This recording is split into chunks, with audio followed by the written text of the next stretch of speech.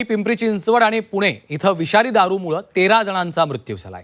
या प्रकरणात पोलिसांनी 8 जणांना अटकही केली आहे। यातील आरोपी योगेश वानखेडे यानंच दारूमध्ये मिथेनॉल मिसळलं होतं हे आता उघड झालेलं आहे। योगेश वानखेडे हा दारू वितरित करण्याचं काम करत होता, तर कर्नल सिंग विरखा दारू गुत्त्याचा मालक आहे। दरम्यान या प्रकरणामध्ये 3 ठिकाणी कारवाई करण्यात आली असून पुढचा तपास सुरू आहे।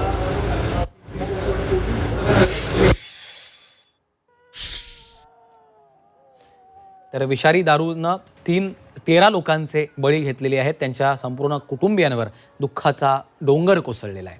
तर योगेश वानखेडेला अटक करण्यात आलेली आहे आणि विरखा हा दारूच्या गुत्त्याचा मालक आहे, त्याला देखील पोलिसांनी अटक केली आहे।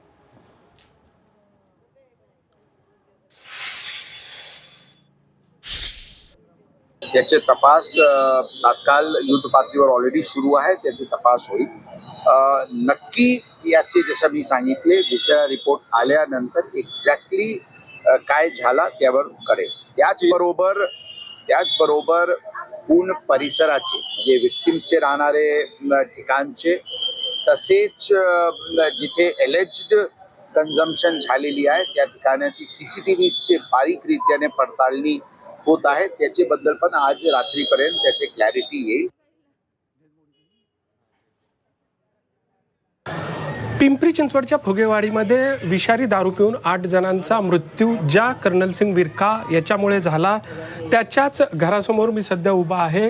हेच कर्नल सिंग विरखा याचं घर आणि याच ठिकाणाहून तो अवैध दारू विक्री जी आहे तो करत होता। आपण दृश्यांमध्ये पाहू शकतो या ठिकाणी दारूच्या बाटल्या आहेत। सध्या पोलिसांनी कर्नल सिंग विरखा या